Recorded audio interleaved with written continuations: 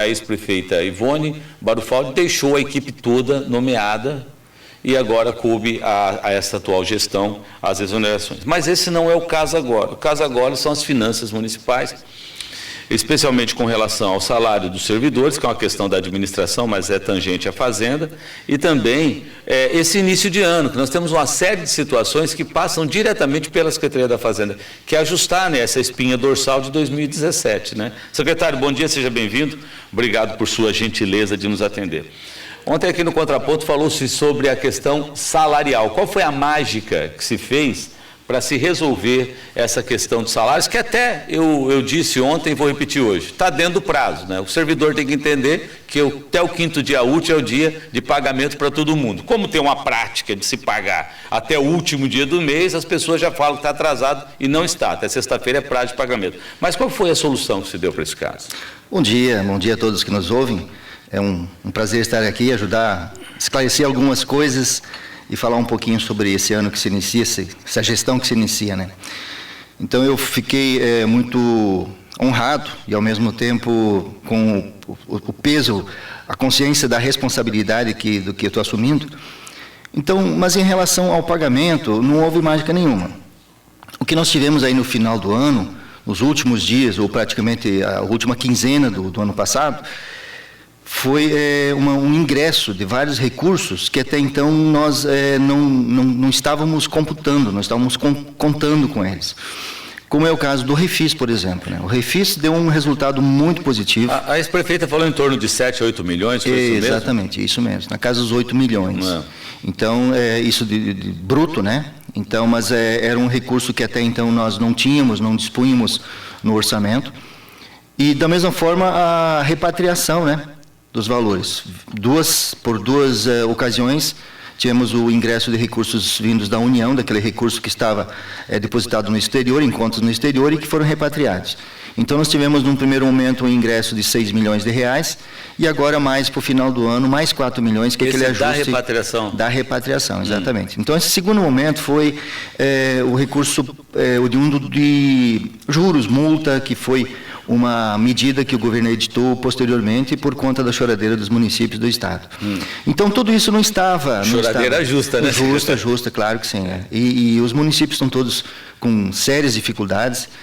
E aí nós fomos, assim, surpreendidos de forma muito positiva com o ingresso desses recursos aí.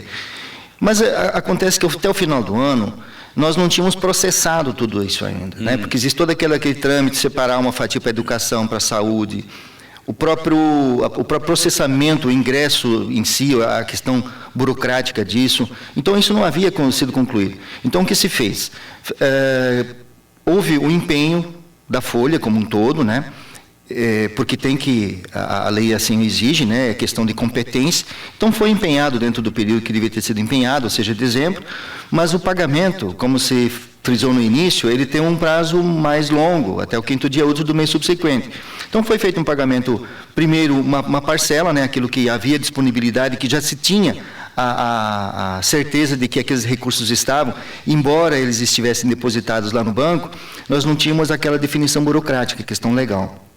Isso aconteceu posteriormente e agora, então, nós concluímos parcialmente, né, porque a contabilidade, na verdade, nós fechamos ela só mais tarde, tanto é que o Tribunal de Contas nos dá prazo até março para fazer esse fechamento definitivo. Mas agora nós já tivemos essa luz, essa clareza aí, e aí, a pedido da prefeita, então, nós fizemos um esforço e faz-se o pagamento, então, para sexta-feira vai estar disponível para os servidores.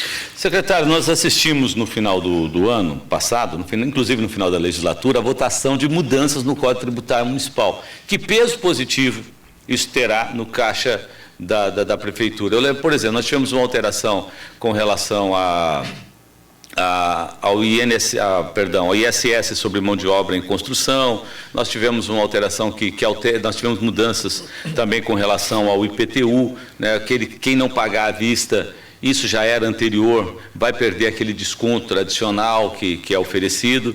Em síntese, a Secretaria já está preparada, azeitada, a equipe técnica já está no caminho para passar por cima de todos os entraves que a gente pode ter com interinidade e seguir normal com o seu trabalho nesse ano? Quando quando a Secretaria propõe, ou a administração, através da Secretaria, quando ela propõe umas alterações dessas, é porque já está se preparado, já se fez um estudo. Então, na questão da operacionalidade dessas alterações, isso o pessoal já está fazendo, já está preparado. Então, o impacto que isso vai gerar, a questão, por exemplo, do desconto, nós tivemos aí no IPTU, isso gera uma renúncia, né, de receita de valor bem expressivo. Mas havia uma distorção, né, até uma coisa um tanto injusta para alguns que pagam de forma regular em relação a outros que se valem dos refis, né? Que o refis se tornou uma coisa bastante constante, mas é também pela dificuldade que os municípios vivem. Então, é uma forma de você proporcionar que o contribuinte regularize sua situação e ingresse em recursos nos cofres do município. Mas essas alterações, elas foram pensadas, calculadas, propostas pela própria Secretaria da Fazenda, então, nesse sentido, esperamos que tudo dê certo. Tá, uma outra coisa que nós temos dentro do processo aqui da Prefeitura de Foz do Iguaçu, que foi bastante comentada, é a dívida, né? A ex-prefeita Ivone Barufaldi falava em torno de 60 milhões, a Câmara dizia em torno de 60 milhões. Eu vi algum comentário em torno de 100 milhões, principalmente na área da saúde. Como é que está essa situação hoje de endividamento do município? Olha, no aspecto legal, o endividamento está absolutamente dentro do que a legislação prevê, né? Que existe uma autorização do Senado, que o endividamento pode chegar até 120% da sua receita corrente líquida, né? E nós estamos muito, mas Qual muito longe disso. Qual é a nossa receita corrente líquida hoje? 650, 680, não lembro exatamente agora, certo. Milhões, né? Milhões. Então, nós estamos muito longe disso. Nosso endividamento está na casa de 15, de forma arredondada, só para a gente ter uma ideia assim. 12, 15, alguma coisa. Então, estamos muito distante disso. Agora, em relação a eventuais dívidas, contas da saúde, na Secretaria de Fazenda, agora mesmo, pela situação de que a gente está começando, então não temos isso. E mesmo numa situação normal, a Fazenda também não saberia. Por quê? A Fazenda sabe aquelas contas que foram processadas, contratadas e não pagas. Então, é isso que nós sabemos, formalmente, oficialmente. Agora, se eventualmente havia alguma coisa que despesa realizada e que não havia sido formalizada, a gente não tem essa posição. Deve acontecer isso, agora num levantamento que vai se fazer, e esses números vão surgindo, e até porque eventuais credores podem se manifestar, né? Então, esses números devem aparecer. Sinceramente, eu não tenho nem como dizer que sim, nem que não, em relação a esses valores que estão se comentando aí. O senhor deu duas explicações a respeito do refis e a respeito também dos recursos da repatriação, que fechou agora, sim. Então deu para... restos a pagar, ficou muito? Já dá para saber ou não? Não. Até porque, como falei, a contabilidade ainda está apurando. A prefeitura é muito grande, né? Então existe um processo, um procedimento legal para se fazer esse encerramento que é muito complexo, ele é muito burocrático. Então, por isso que, como eu falei antes, o tribunal está dando um prazo, legalmente, nós temos um prazo até março para fazer esse encerramento, essa prestação de contas. Então, agora, nos primeiros dias, realmente, ainda estamos lançando, estamos processando ainda alterações de ingresso de receitas, por exemplo, que não foram lançadas, então isso ainda está acontecendo. Por isso que nem é o mesmo o total das receitas do ano nós temos por enquanto, de forma definitiva não, porque tem os ajustes, tem as questões dos procedimentos bancários que nós ainda não temos, o próprio banco tem 2 dias, depende da situação, ou 3 dias para nos creditar determinados valores. Então hoje recém é dia 4, é muito recente, nós não temos essa informação ainda. A falta de uma transição administrativa gera algum prejuízo para a Fazenda? Para a Fazenda só não, acho que para a administração como um todo, para o município ela gera, porque um dos princípios da administração pública é o da continuidade, né? E quando você não tem uma transição, não há essa continuidade. As pessoas, uma nova equipe quando chega, ela chega assim, se ela não acompanha, se ela não fez essa transição, ela é meio surpreendida em vários aspectos, né? seja no funcionamento da máquina, seja com relação a valores eventualmente pendentes ou até disponíveis em banco. Então, é tudo uma situação nova. Então, a transição, que normalmente seria 90 dias, ela é fundamental, ela é muito importante para que haja essa continuidade e não uma interrupção nos serviços e que toda a máquina continue funcionando normalmente. O senhor conhece bem essa situação? E também tem essa função na área da fazenda. Esse acordo que foi feito com o governo do Estado, de transferência, nessa requisição administrativa, não é acordo, foi uma determinação judicial, mas aliviou um pouco, não precisar assinar todo mês a transferência lá para o hospital municipal, isso ajudou? Sem dúvida, porque a saúde ela tem um peso muito grande, pela importância que ela tem por si só, pela questão de ser saúde, pelo atendimento à população, mas o hospital tem um peso muito significativo, porque ele atende não só a nossa demanda local, ele atende a região toda, e também pessoas, turistas, estrangeiros. Então, o volume que vem de recursos para ajudar a custear o hospital, por parte da União, é um valor expressivo, porém não é suficiente. Então, o município cobria essa diferença de valor, com valor bastante elevado, e isso, obviamente, agora, se deixar de sair do município, vai ser possível destinar para outras áreas que tanto precisam. Dá para dar um fôlego, então? Dá, com certeza. Qual era o valor, cara? 4, 5? Porque a gente nunca teve um custo efetivo do hospital, né? Pelos relatórios que a comissão apresentou, porque cada um dava um número. Exatamente, mas na casa, o custo lá alguma coisa em torno dos 7 milhões, embora o contrato seja de 5 milhões e 300, 5 e 400, né, mês, mas há uma complementação por conta de laboratório e em serviços adicionais. Então, o valor é bastante expressivo, sim. Isso não... A prefeita interina pediu que fosse dado prioridade a algum setor específico na área da fazenda? Não, é a continuidade, ela quer a continuidade. A fazenda ela tem uma situação um pouco diferente de algumas outras secretarias, porque ela tem um calendário, né?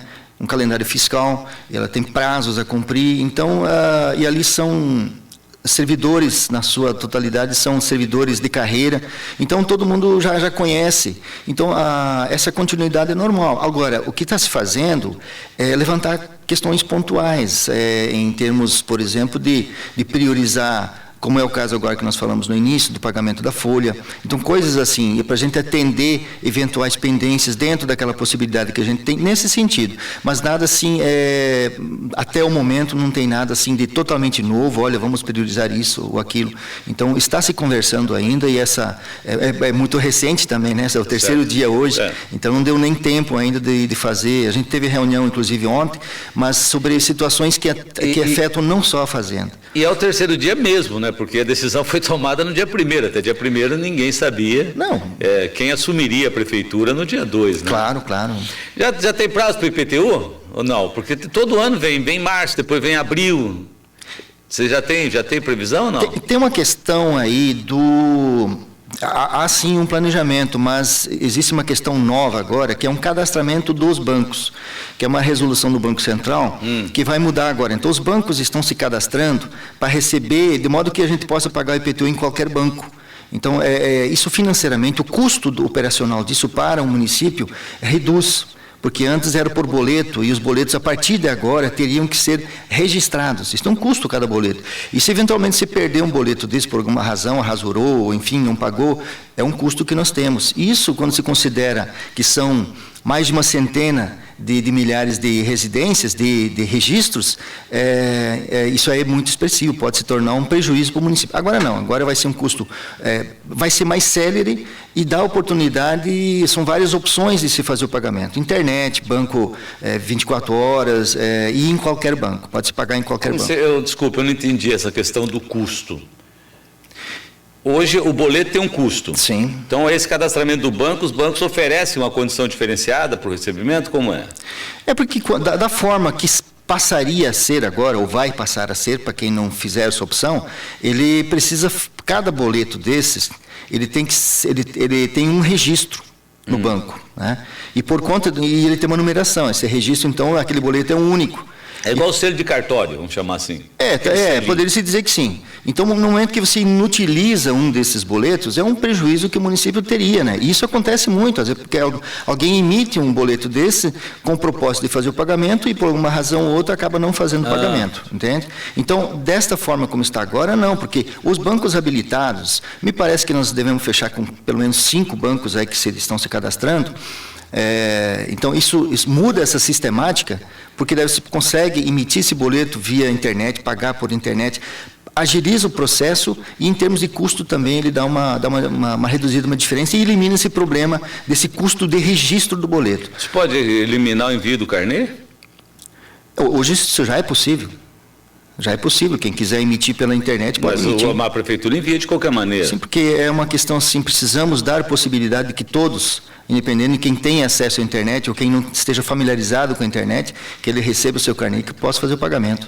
Até porque se não fizer o pagamento, depois tem encargos nisso, tem ônus. Então, aquele carnê que a prefeitura emite, já vai levar o número do boleto, do registro do boleto. Isso, na verdade, ainda está em fase de conclusão, né? Havia um prazo até fevereiro e agora ele foi estendido um pouquinho, exatamente por ser uma novidade, então ele vai ter um prazo a mais para que os municípios possam, nós no caso, que a gente possa fazer esses ajustes aí.